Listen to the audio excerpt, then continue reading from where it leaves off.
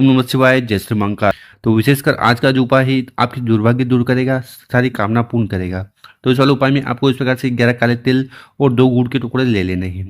ठीक है, बस इतना सा उपाय जाकर शिवलिंग पर कर लीजिएगा। उसके बाद आपके जो अटके हुए कार्य हैं वो पूर्ण होंगे, धन संपदा में वृद्धि होगी और जो भी जीवन में आलस्य है, दुर्भाग्य है, वो समाप्त होंगे। तो गुरुजी ने बहुत ही अचूक उपाय बताया है, कैसे करना है वो बताएंगे। उसके पहले इस वीडियो को लाइक कर दें, चैनल पर नए हो सब्सक्राइब जरूर करें ताकि आपको इसी शानदार प्यारी वीडियो हर रोज मिलती रहे। तो चलो उपाय में सबसे पहले आपको इस प्रकार से एक तांबे का लोटा ले लेना है और उस तांबे के लोटे में आपको अपने घर से, अपनी किचन से शुद्ध जल भर लेना है। जल भर लिया, इसके बाद जो अगली सामग्री है वो है गुड़। ठीक है, गुड़ कितना लेना है, 1-2 गुड़ के टुकड़े भी लेते हो ना तब भी काफ़ी है।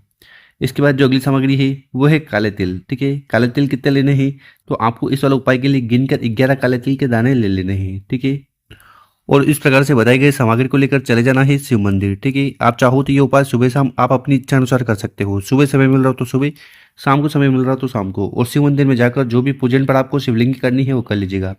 देखिए, अगर आप शिवलिंग के ऊपर काले तेल का उपाय करते हो ना तो शायद आपकी जो समस्या है, बाधा है, परेशानी है वो दूर होती है। और गुड़ का उपाय करने से जो अंधकार है वो समाप्त होंगे, तेज की वृद्धि होगी।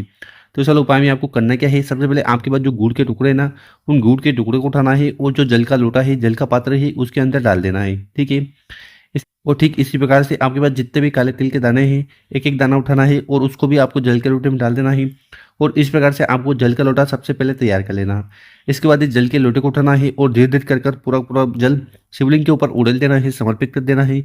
शिव पुराण का जो मूल मंत्र है उसका स्मरण करते हुए यहाँ पर जल चढ़ाओगे तो जल बहता हुआ जलाधार की तरफ से नीचे आएगा। यहाँ पर आपको अपना सीधा वाला हाथ रखकर उस जल को कंठ पर लगाना है, मस्तक पर लगाना है और नैनों पर लगाना है। ठीक है, और भगवान भोलेनाथ से प्रार्थना करना है कि आपके जीवन के सारे दुख परेशानी समस्या समाप्त हो जाए। तो इस प्रकार से आपको पहला वाला उपाय करना है। गुरुजी का उपाय करने के बाद भगवान भोलेनाथ की असीम कृपा आप पर होगी। अब जानते हैं गुरुजी द्वारा बताया गया दूसरा उपाय। विशेषकर ये उपाय आपके जीवन की सारी समस्या, ठीक है, दुख और जो परेशानी है उन्हें समाप्त करेगा ही करेगा।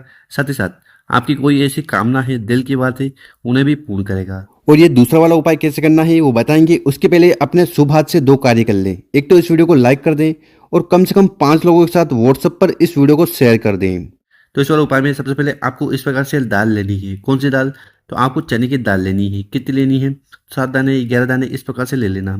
इसके बाद आपको लेना है चावल। ठीक है, चावल के कितने दाने लेने हैं ये आपके ऊपर निर्भर करता है, 3 दाने, 5 दाने, 7 दाने। इसके बाद जो अगली सामग्री है वो है गुड़। तो इस प्रकार से आपको गुड़ के 1-2 टुकड़े ले लेने हैं। इसके बाद जो अगली सामग्री है वो है फूल। ठीक है, फूल कौन सा, देखिए अगर आपको इस प्रकार से लाल फूल मिल जाए, विशेषकर जो गुड़हल का फूल आता है, ठीक है, अगर आपको गुड़हल का इस प्रकार से एक फूल मिल जाए तो आपको ले लेना है। इसके बाद जो अगली सामग्री है वो है मिर्ची। मिर्ची कौन सी, लाल मिर्ची आपने देखी होगी ना। लाल मिर्ची को आप जब फोड़ते हो तो उसमें से सफ़ेद कलर के बीज निकलते हैं, तो उन बीज को आपको ले लेना है।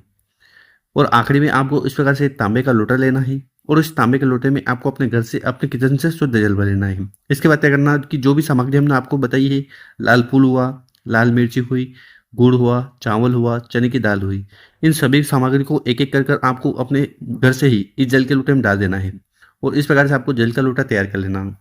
और इस जल का लोटा लेकर आपको चले जाना है आपको अपने घर की छत पर। विशेषकर ये उपाय है आपको अपने घर पर ही करना है। ठीक है, तो करना क्या है, जल के लोटे को उठाना है और इस जल को लोटे को उठाकर आपको सूर्य नारायण भगवान को अर्घ्य दे देना है। सूर्य नारायण भगवान को जल को समर्पित कर देना है।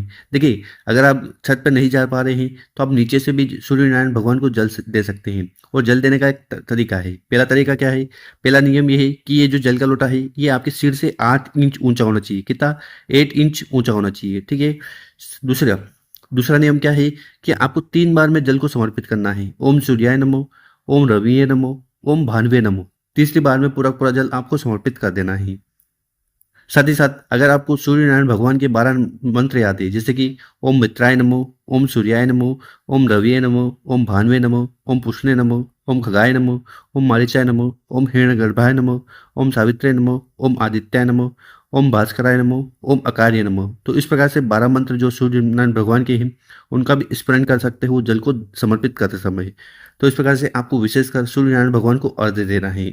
और जो भी सामग्री आपने जल के लोटे में डाली होगी वो छत पर गिर गई होगी तो उनको उठाकर आपको किसी भी पेड़ पौधे के नीचे उन सामग्री को रख देना है। बस इतना सा उपाय करना है।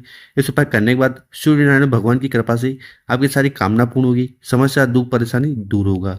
तो गुरु जी द्वारा बताया गया बहुत ही अद्भुत और विशेष उपाय है, कर कर जरूर देखिएगा। और मेरे प्यारे दोस्तों, अगर आपको वीडियो अच्छी लगी हो तो इस वीडियो को 5 लोगों के साथ व्हाट्सएप पर, इंस्टाग्राम पर या फेसबुक पर जरूर शेयर करें। ओम नमः शिवाय, जय श्री महाकाल। मिलते हैं हम आपसे एक और नई वीडियो में।